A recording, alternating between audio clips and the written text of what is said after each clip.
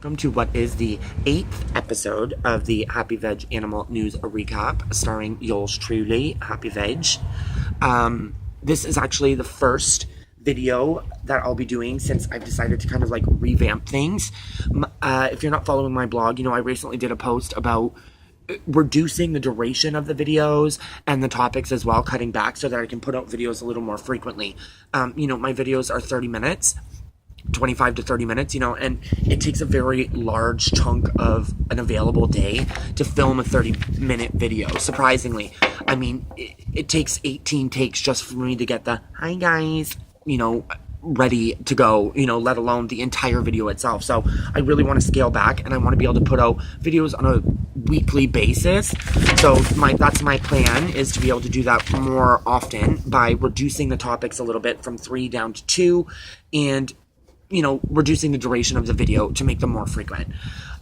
This week, we've got 2 pretty big topics. The second one is something that I'm extremely passionate about, and it's an opinion piece, but we'll get to that after. The first story I'll be talking to you guys about is a story that I actually read on The Guardian. The Guardian is a great website. I get a lot of my animal news stories from them, for the blog under the animal news section, as well as for these videos. So this story was titled Dirty Meat, Hygiene Failings in the U.S. Pig and Chicken Plants. And it was an investigation done by the Bureau of Investigative Journalism along with The Guardian. The 2 partnered together, and they turned up some pretty disturbing but also not surprising facts about U.S. processing plants just kind of across the spectrum. Starting off, 1 in 7 people suffers from foodborne illnesses annually in the U.S., which to me is a correlation to the processing plants and hygiene standards, but that's, neither here nor there. U.S. plants failed on several hygiene-related inspections. Here's some of the things that, their investigation turned up. In a pig processing plants, there were carcasses piling up on the ground. After equipment had broken down, all these bodies on the ground are contaminated with grease and, blood and bile and just various filth. Meat destined for consumption was covered in feces, covered in, pus-filled abscesses, really disgusting stuff. Factory floors that were flooded with dirty water from meat-clogged drains. So, water from cleaning off the equipment is filling up on the floor. People are walking through it. There's meat sitting in it. Super gross. And then dirty chicken that was dropped on the floor, covered in feces, and then washed with diluted chlorine and put back on the processing production line for consumption for consumers. All of those things are really disgusting, and that's not taking into consideration the animal cruelty portion of it, which is kind of like tying into this, but a different story in itself, right? Animal cruelty and, animal abuse is happening on these processing plants regularly. The animals are products. They're not living creatures, so they're not regarded very highly.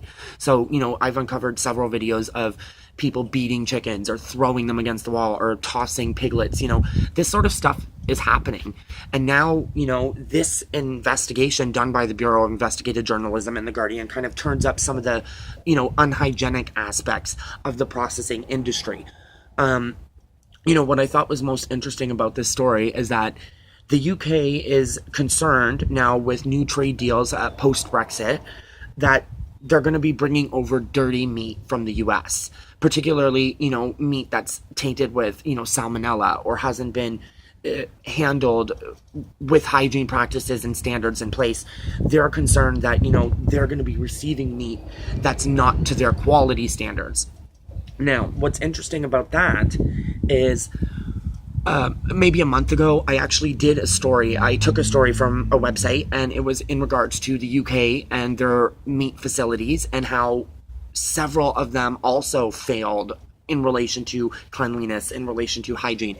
So it's obviously very hypocritical, but also super interesting that they're so concerned about bringing over meat from the US when in fact their meat is really not in any better shape, than the meat coming from the US. So to be concerned over taking their dirty meat, I think they have to kind of look at their own processing plants first and figure out whether or not they have the right to be concerned over that, which I can tell you they don't, because as I said, I just did a story on the UK and their meat processing plants and how they're not up to standard. So what this says, first of all, is that these issues are not just here or there. They're pretty much like across the board, whether it's Canada, whether it's the US, whether it's the UK, any part of the world, really. A meat processing plant is not going to be hygienic. There's certain levels of cleanliness that have to happen to make it as hygienic as possible. But the fact of the matter is, each one of these plants is slaughtering millions of, chickens or pigs or cows, millions of them a year. That's millions of animals producing waste. That's millions of animals bleeding out or being slaughtered. That's millions of pieces of meat strewn across, these processing plants, obviously clogging up drains, obviously ending up on the floor, et cetera, et cetera. People who still eat meat would read this story and probably be alarmed and think, oh, super gross that my meat's coming, that I'm eating meat that was dirty or that fell on the floor or whatever. But somebody who's educated like myself, who knows enough, knows that this is not alarming. I have done stories on Canadian processing plants and factory farms and UK processing plants and factory farms. The fact of the matter is, this is like a worldwide problem. And, to expect hygiene to be a top priority is almost like funny to me. I mean, what can anyone expect? Like I said, when you consider the amount of animals that are all in one place being slaughtered repeatedly and born and producing waste and et cetera, et cetera. I mean, greenhouse gases alone from processing plants are extremely high. They're one of the top 3 producers of greenhouse gases. So the fact of the matter is, there's really not much that's hygienic about a processing plant.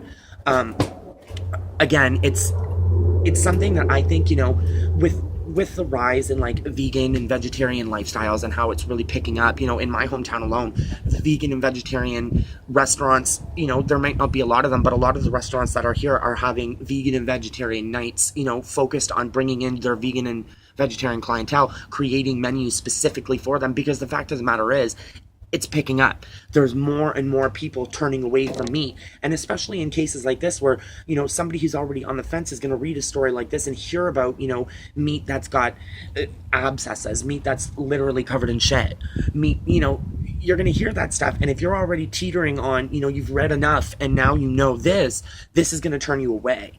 So I think, first of all, who's inspecting these processing plants? Because I'm finding that a lot of what is being exposed is from outside parties, undercover exposés, or in this case, investigations done by, the Guardian or the investigative journalism, the Bureau of Investigative Journalism. These are not groups that are employed by the processing or factory farming industries. These are outside groups who are gathering information and exposing, okay?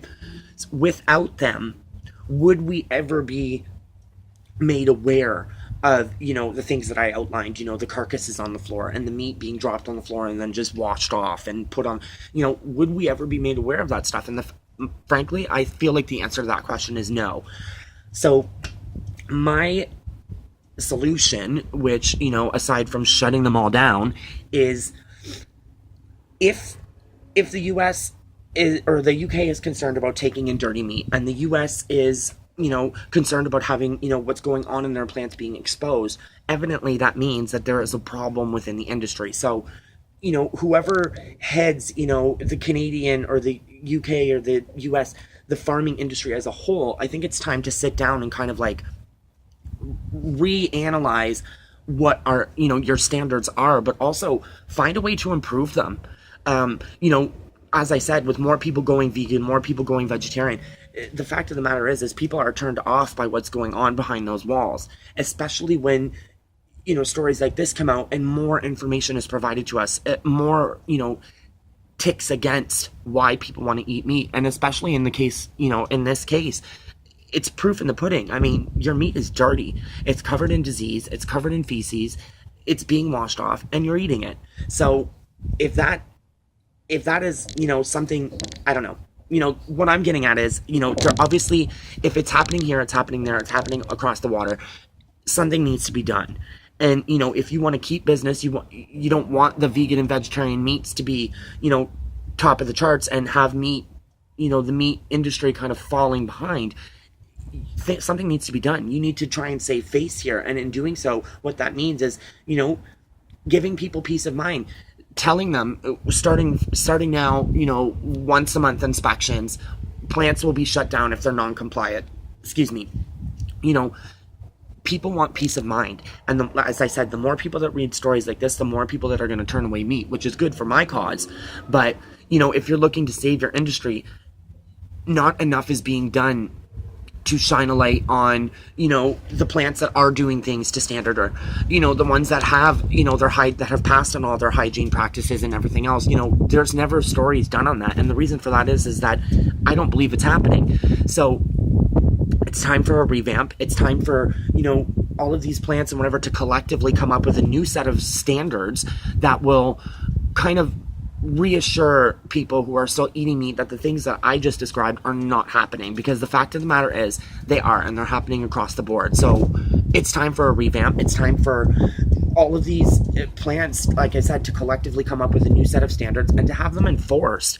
And those plants that are not meeting those standards, they need to be shut down. It's time to stop worrying about the jobs and stop worrying about the reputation. If you want to keep a reputation, it's time to start weaning out the plants that are not performing to standard. And things that I've read to you about feces covered meat, and people are going to read that and they're going to turn away. So it's time to really investigate. We need to be going into these plants much more frequently, and it shouldn't be done by undercovers, and it shouldn't be done, who's monitoring it otherwise? Those are the people that need to be in there much more frequently and taking care of the business, because what's going to end up happening is the meat industry is going to turn to nothing. And that's a good thing for people like me, but we have to be proactive. With more activists coming out, whatever else, we need, there needs to be a proactive movement here, and nothing's being done. So, what the moral of this story, I think, is that don't let this stuff alarm you. It's not just happening in US plants. It's happening in Canadian plants. It's happening in UK plants, and it's happening across the globe. If this bothers you and you still eat meat, go vegetarian or vegan. If this bothers you but you do not want to give up meat, raise hell. Start contacting these places and boycotting them and saying that you refuse to purchase meat any longer if it's not produced to a standard that is acceptable, because what you're eating is everything that I just outlined to you. Filthy, disgusting meat. As I said, I've done plenty of stories on, things that are happening. And, when you tie in not just the hygiene, but the fact that these animals are probably being treated poorly. They live in tiny crates. Their babies are taken away from them pretty much at birth. There's a lot of reasons to turn away from meat. And hygiene, that's going to be a big one. Okay. So my second story is, again, something that hits pretty close to home to me. It's something that I've always felt very passionately about, and it's about animal testing. Animal testing, first of all, I'm going to just give you my opinion on it. I think it's extremely wrong. I think it's,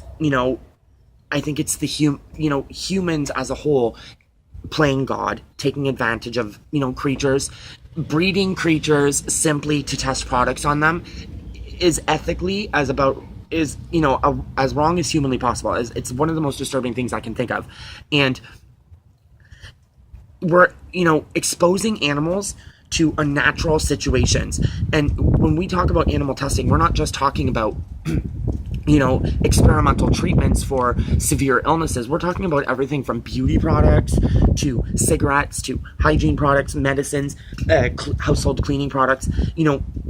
We are subjecting animals to some of the most unnatural and disturbing situations, keeping them in crates, causing them immense stress, torturing them ultimately, and, exposing them to disease that, in hopes of curing it, which is just super disgusting to me.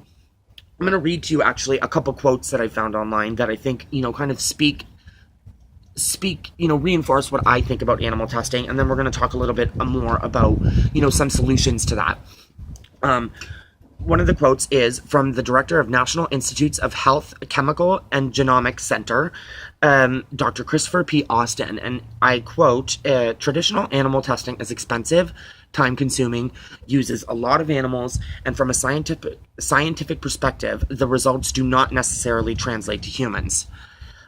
The second one comes from Dr. Richard Kausner, which is the former director of the National Cancer Institute. And this quote is, "The history of cancer research has been a history of curing cancer in the mouse. We have cured mice of cancer for decades, and it simply did not work in humans."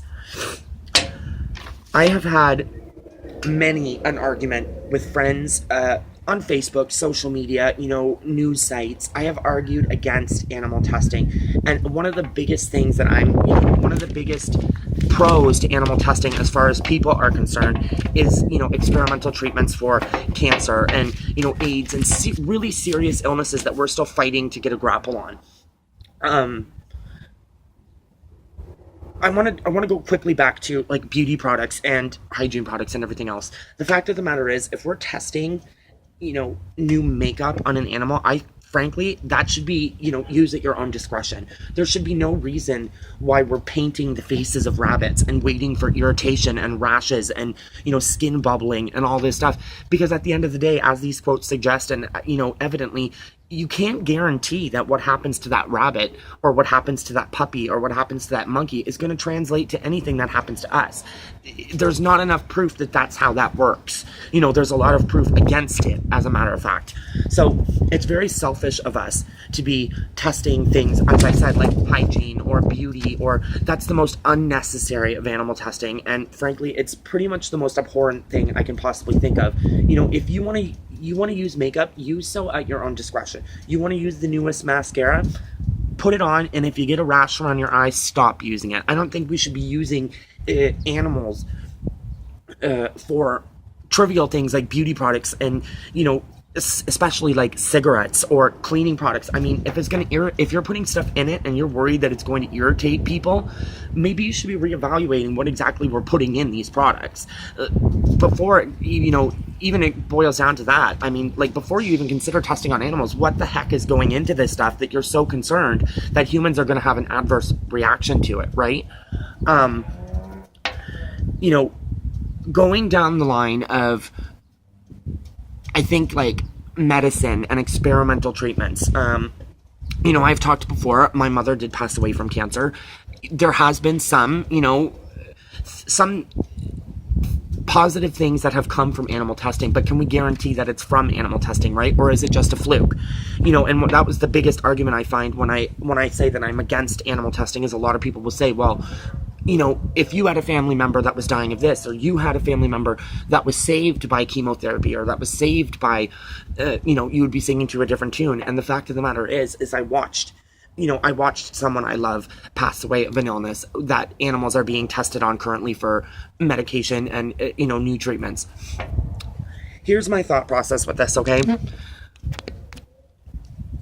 When I saw and witnessed what cancer actually does to a human being, I am appalled, and like literally it tugs at my heartstrings to think that we are literally pumping that disease into innocent animals in hopes of coming up with some kind of miraculous treatment for an illness that, frankly, we've been giving money to experimental treatments for, hundreds of years. We've been funding, research and testing on animals, and nothing's coming of it.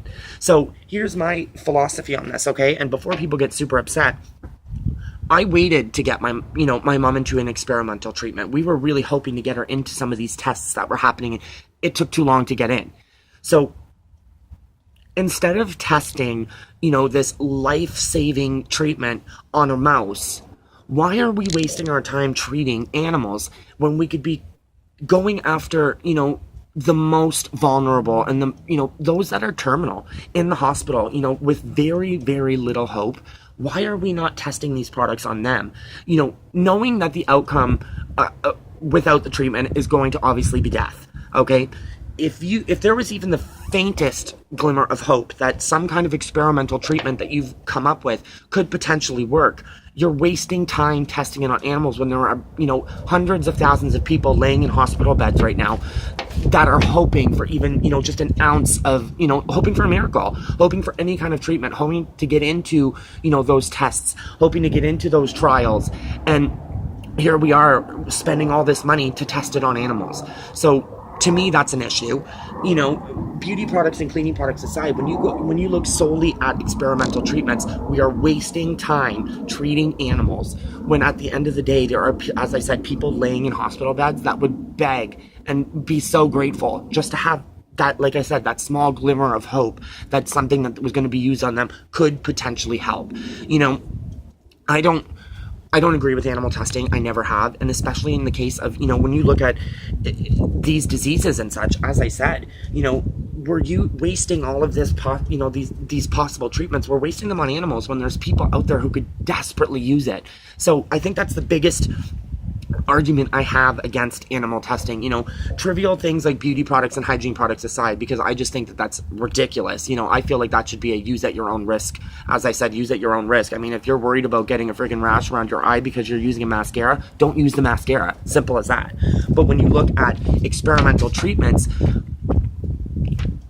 I saw what it does. And I know that getting in for one of those trials, just the idea that there was a possibility that something could work gave us hope. And I feel like, wasting all of these treatments on animals when there's people who could use them, I feel like that's taking that hope away. And frankly, waiting 3 years for a trial when, who's to say it's not going to work? I feel like the best way to know if something's going to work on people is to use it on people who need it. What other options do they have at that point? As I said,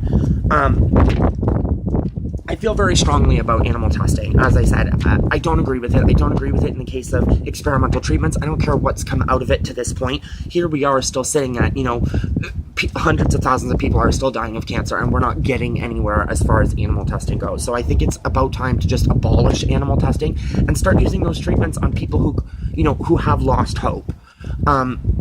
What do you guys think about this? What is your stance on animal testing?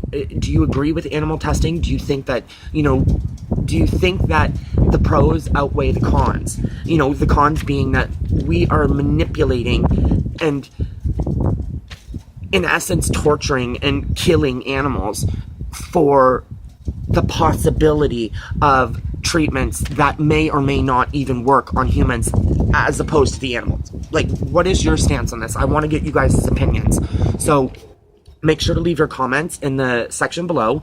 I've got a link to the original story as well as a link to my blog in the section below. Make sure to like the video, subscribe to my channel, and share with all your animal-loving friends. As I said, I'm going to work on once-a-week videos, 2 topics, and I really hope that you guys are super stoked about it because I know that I am. So stay tuned. Next week, I'll have another 2 stories to discuss with you guys, and as I said, visit all the links below. Read the stories and then give me your opinions because I'm dying to know, from a meat eater's perspective, from a vegetarian or vegan's perspective. I want to know what you guys think about animal testing. It's a big thing. It's been happening for hundreds of years, and I'm against it, and I want to know what you guys think. So as I said, leave your comments below, and don't forget to like, subscribe, share, and visit the link to my blog.